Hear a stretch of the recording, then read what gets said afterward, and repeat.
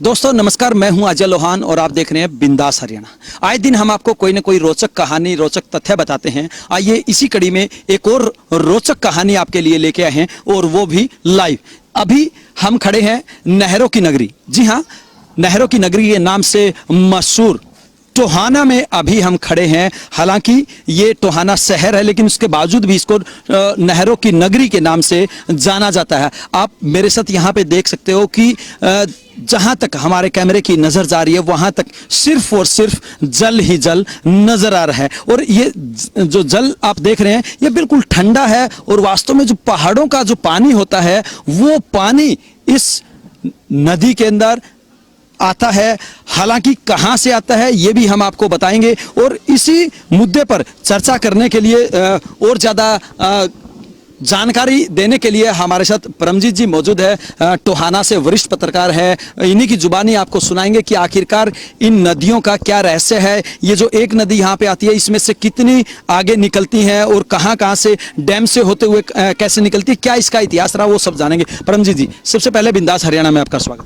बिंदास हरियाणा के सभी दर्शकों को मेरी तरफ से नमस्कार। मैं परमजीत सिंह आपको बताना चाहूँगा कि ये जो नहरों की नगरी के नाम से टोहाना प्रसिद्ध है, काफ़ी प्रसिद्ध है, क्योंकि बताया जाता है कि इतिहास गवाह है कि पहले यहाँ बरानी इलाका होता था। बरानी इलाका होने की वजह से ये जो भाखड़ा नहर की बात कर रहे हो, अभी आपने विजुअल दिखाए तो ये बात कर रहे हो, तो ये भाखड़ा मेन नहर मानी जाती है जो डैम से चल के आती है, नंगल डैम से सीधी चल के आती है। इसका इतिहास है ये है कि कंवर सेन गुप्ता जी जो थे वो टोहाना के इंजीनियर थे। तो जब प्रधानमंत्री जवाहरलाल नेहरू जी, स्वर्गीय प्रधानमंत्री जवाहरलाल नेहरू जी के कार्यकाल में वो एक उच्च दर्जे के इंजीनियर थे। तो उन्होंने जब ये वहाँ पर डैम बनाया जा रहा था नंगल में, तो उन्होंने एक शर्त रखी थी कि मेरे टोहाना के लिए एक यहाँ से सीधी नहर जानी चाहिए ताकि मेरी वहाँ की जो किसानी जमीन है उपजाऊ हो सके और किसान और क्या कंडीशन लगाई थी उन्होंने यही कहा था कि जैसे कि आप मानते हैं कि ये जो कृषि का क्षेत्र है यहाँ धान बहुत होता है और इसके अलावा जो है नरमे की फसल होती है। तो ये फसल होने की उनको ये था कि कहीं ना कहीं एक मन में टीस थी कि ये नहर का पानी वहाँ टोहाना तक पहुँचना चाहिए। एक इसमें बात मैं और जोड़ना चाहूँगा कि जैसे कि वहां पर नंगल डैम बनाया गया, हिमाचल के लोगों को वहां से उठाया गया, उन लोगों को भी आसपास के क्षेत्र में बसाया गया था और उन्हें ये शर्त पर बसाया गया था कि उन्हें इस डैम का नहर का पानी दिया जाएगा। ये दूसरा पहलू है। लेकिन ये जो डैम है उस वक्त जब कंवर सेन गुप्ता जी वहां इंजीनियर थे, एक बार जब उनकी शर्त नहीं मानी गई तो उसके बाद उन्होंने जो है अपना रिजाइन देके आ गए थे। उसके बाद दोबारा बुलाया गया, जो जानकारी में हमारे आया है, जो हमें जितनी जानकारी है, तो इसीलिए जो है ये भाखड़ा डैम जो है यहाँ आई और यहाँ से 8 नहरें जो अलग अलग क्षेत्र में जाती हैं, सरसा है, राजस्थान है और आसपास के क्षेत्र में जो है इस कृषि के लिए जो है पानी दिया जाता है किसानों को। जब से ये भाखड़ा का पानी यहाँ आया है, कृषि बहाल हुई है और खेती भी खुशहाल हुई है, यहाँ के किसान खुशहाल हुए हैं। इसके अलावा जो है ये पानी एक संजीवनी का काम किया है पानी ने। मतलब ये कह सकते हैं कि टोहाना अगर इलाके की बात करें तो यहाँ पे काफी कम समस्याएं हैं पानी को लेके। हाँ, अभी पानी को लेके कम समस्या है, क्योंकि नहरी पानी से आप मानते हैं कि आपको पता ही है कि पहाड़ों से इसमें मिनरल जो है जो उपजाऊ शक्ति बढ़ाते हैं, वैसे लवण पदार्थ जो है पहाड़ों से घुलकर आते हैं। घुलकर आने के बाद जो है ये खेतों में चले जाते हैं। खेतों में जाने के बाद आप स्वाभाविक है कि उपजाऊ शक्ति जो है भूमि की बढ़ती है और फसल भी अधिक होती है, जिससे किसान खुशहाल होता है। अगर हम पानी की बात करें तो कितना गहरा ये पानी है, पानी को रोकने के लिए भी कोई प्रबंध किया गया अगर कभी ऐसा हो जाए कि किस प्रकार की सुविधाएं यहाँ पे की गई? आपके समक्ष है कि यहाँ पर यह बलियाला हेड के नाम से बनाया गया। इस पानी को यहाँ रोका गया। यहाँ रोकने के बाद इससे नहरें निकाली गई। नहरें जो हैं वो अलग अलग क्षेत्र में नहरों को जो है भेजा गया अलग अलग क्षेत्र में उपजाऊ भूमि के लिए नहरों को वहां भेजा गया। इसके अलावा जो है आप देख सकते हैं कि यहाँ पर भाखड़ा डैम से चल के आ रही नदी का डैम बनाया गया है। अभी यहाँ से जो है आपको विजुअल दिखा सकते हो कि जैसे कि ट्रेन भी यहाँ से गुजरती है, पुल बनाया गया है और आप देख सकते हो कि किस तरह से खतरे को मोल लेकर वहां पर बच्चे भी जो है वहां नहा रहे हैं। एक ये समस्या बहुत बड़ी है। विभाग जो है कुंभकर्णी नींद सोया हुआ है। बिल्कुल साथ लगता है ये यहाँ पे डैम बनाया गया है, तो ऐसे में कहीं ना कहीं बहुत बड़ा हादसा हो सकता है ये तो। आप साफ तौर पर देख रहे हो, आप ये दिखा सकते हो, अपने कैमरे के द्वारा दिखा सकते हो कि अभी स्पीडली ट्रेन गुजरी है और वो बच्चे जो है वहां पर नहा रहे थे और लाइन के ऊपर बैठे हुए हैं। ऐसे में बड़ा हादसा, मैं बता दूं कि पहले भी यहां पर हादसे हो चुके हैं, किंतु जो विभाग है कुंभकर्णी नींद सोया हुआ है।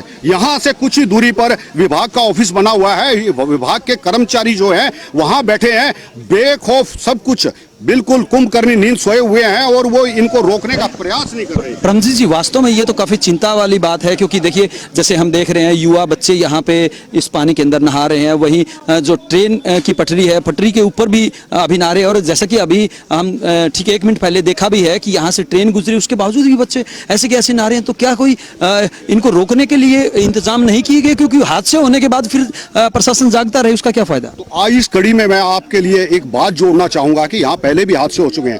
कानूनी तौर पर ये जो रेलिंग लगाई गई है, ये रेलिंग इसीलिए लगाई गई है, कानूनी अपराध है। इससे निकलने वाली किसी भी नहर में कहीं भी नहाना कानूनी अपराध है, नियमों की उल्लंघना है, इस पर कार्रवाई हो सकती है। लेकिन यहाँ पर ऑफिस विभाग का ऑफिस बना हुआ है, यहाँ पर कर्मचारी केवल मात्र मस्ती मारने के लिए बैठे हुए हैं। उन्हें कोई मरे कोई जिए, उन्हें किसी। यहाँ से अगर हम ऑफिस की बात करें तो ऑफिस कितनी दूर रहता है? यहाँ से कितनी दूरी पे है ऑफिस? यहाँ से कुछ ही दूरी पर ऑफिस है। मैं दिखाना चाहूंगा, पिछली तरफ आपको विजुअल आप दिखा, यही पास में ही है। पास में ही एक बार कर्मचारी जी वहां बैठे हुए हैं। कर्मचारियों को किसी की जान की कोई परवाह नहीं है।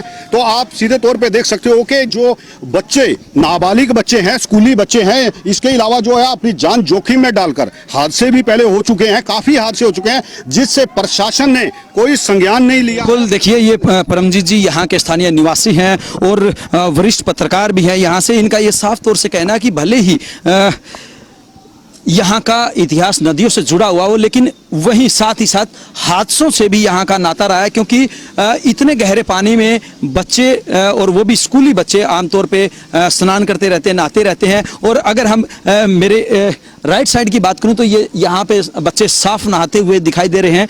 और वहीं अगर प्रशासनिक अधिकारियों की बात करें या विभाग की बात करें तो मेरे दूसरी तरफ बिल्कुल साथ लगता 100 मीटर का भी ये डिस्टेंस नहीं है। और ये प्रशासनिक अधिकारी देखिए आराम से यहाँ पे बैठ के इन बच्चों के हादसे का इंतजार करते हुए कहीं ना कहीं नजर आ रहे हैं।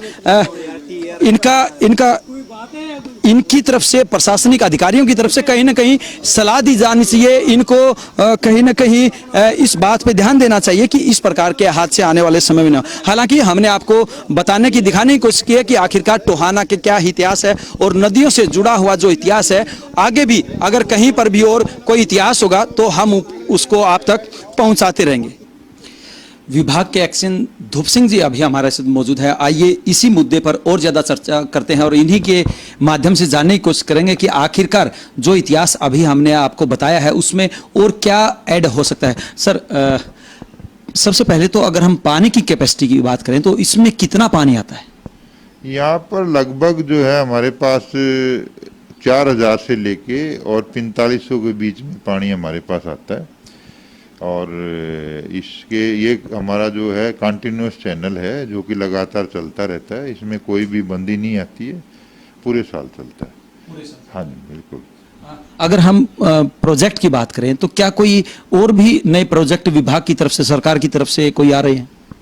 विभाग की तरफ से काफ़ी प्रोजेक्ट्स जो हैं हमारे पास में। कुछ तो हमने जो है, एक तो ब्यूटिफिकेशन ऑफ बलियाड़ा रेस्ट हाउस है, इसके आसपास का 2 किलोमीटर का जो एरिया है इसको सीएम अनाउंसमेंट के तहत इसको ब्यूटीफाई किया जाना है, ताकि आसपास के एरिया को जो है इकोलॉजिकली बैलेंस करने के लिए, और साथ में जो इस एरिया को लोगों को घूमने के लिए, उनकी दिनचर्या में सुबह शाम जो हमारे मॉर्निंग और इवनिंग वॉक के लिए लोग जाते हैं, काफ़ी लोग भीड़ रहती है यहाँ पे, तो इसको वो करने के लिए हमने किया है। एक तो हमारा चंडीगढ़ रोड से बलियाड़ा रेस्ट हाउस तक का 2 किलोमीटर का है, एक हमारा जो है कि हिसार रोड से लेके और बलियाड़ा रेस्ट हाउस तक है, और एक हर्बल पार्क है हमारा, 2 किलोमीटर की लेंथ उसकी पड़ती।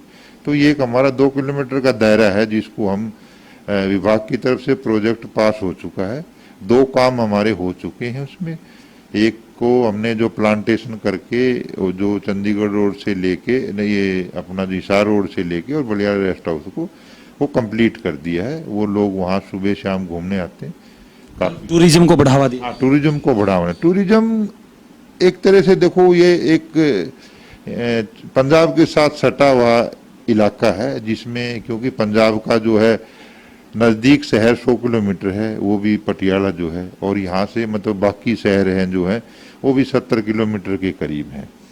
तो यहाँ का जो आसपास की पॉपुलेशन है उसके लिए घूमने के लिए, और कोई भी अगर वो जो है उनके कोई रिश्तेदार या पारिवारिक परिवार में कोई आता है तो उनका एक ही बहुत ही सुंदर जगह है ये, जिसको हमने जो नाम दिया है Tohana the city of canal, क्योंकि हमारी यहाँ से 7 नहरें निकलती हैं और बहुत ही जो है सुंदर दृश्य यहाँ बनता है। लोग यहाँ देखने के लिए आते हैं। बाकी उस पर हम लगे हुए हैं। बाकी 3 काम और होने, उनको भी जल्दी 1-2 साल में कंप्लीट कर देंगे। एक बात और सर, अंतिम बात, कई बार देखने को मिलता है कि यहाँ पे हादसे हो जाते हैं, तो ऐसे में प्रशासन की तरफ से उनसे निपटने के लिए किस प्रकार के प्रबंध किए जाते हैं? ऐसा है, हमने देखो आपने देखा भी होगा मौके पे, जैसे आप भाखड़ा मेन ब्रांच है या हमारी जो जितनी चैनल्स हैं, आपने उसमें हमने कुछ जो रेलिंग्स लगाई है, करीबन पूरे शहर के अंदर हमने रेलिंग लगा दी है। पहले इसमें जो है पशु भी गिर जाते थे और हादसे भी होते थे जो है उसके बाद में हादसों में काफ़ी जो है ना कमी आई है। देखो जानबूझ के अगर कोई रेलिंग को भी क्रॉस करके डालता है, परंतु हमने कोशिश करी है जो हमारा हिसार रोड से लेके और बलियाड़ा रेस्ट हाउस का जो एरिया आता है उसको एनिमल फेंस डाला है उसमें, मतलब एनिमल फेंस लगाओ या मैन फेंस लगाओ कि उसमें से कोई ऊपर से मतलब वैसे जबरदस्ती कोई गिरा दिया जाए तो बात अलग है, या कोई चढ़ के हो जाए, वैसे कोई हादसा होने का वहाँ से कोई चांस नहीं है। और उसी को मद्देनजर रखते हुए हमने उसको किया है, ताकि मान ले कोई घूमते हुए कोई किसी साइकिलिंग कर रहा है, कोई घूम रहा है, कोई जॉगिंग कर रहा है, तो ऐसा कोई इंसिडेंस ना हो जाए कि भी उससे जिसकी वजह से मान लीजिए जो कोई दिक्कत आए। इसलिए पूरे जो कॉम्प्लेक्स है हमने उसको पूरे को फेंस किया हुआ है। और बाकी रही बात, हमने उसका दूसरा हमने वहाँ CCTV कैमरा भी लगाया हुआ है हमारे रेस्ट हाउस में, जो है पूरे कॉम्प्लेक्स को उसने कवर किया हुआ है। और लाइट्स भी हमने सोलर लाइट्स भी लगाई, कई बार लाइट चली जाती है, सोलर लाइट्स भी लगी हुई हैं और फ्लड लाइट्स बिजली वाली भी लगी हुई हैं। तो उसको हमने की भी कोशिश की है कि भी यहाँ हादसों में कमी लाई जा सके, और निसंदेह कमी भी आई है और काफ़ी जो है उससे फ़र्क पड़ा है। ये थे विभाग के एक्शन धूप सिंह जी, जिनका साफ तौर से कहना है कि इस प्रोजेक्ट के अलावा टूरिज्म को बढ़ावा देने की भी पूरी कोशिश की जा रही है। करोड़ों की लागत से, चाहे वो मुख्यमंत्री के द्वारा की गई घोषणाएं हों या फिर दूसरे प्रोजेक्ट हों, उन सब प्रोजेक्टों पे काम चल रहा है और बहुत जल्द ही एक सुनहरा, एक मनमोहक नज़ारा यहाँ पर देखने को मिलेगा। ये था टोहाना की जो 7 नदियाँ यहाँ से निकलती है उनका इतिहास। बने रही है हमारे साथ, और भी जो इस प्रकार का ऐतिहासिक स्थान होगा, ऐतिहासिक जगह होगी या उस जगह के पीछे उसका इतिहास होगा, वो हम आप तक दिखाते और पहुँचाते रहेंगे। विशिष्ट सहयोगी संदीप जांगड़ा के साथ अजय लोहान, बिंदास।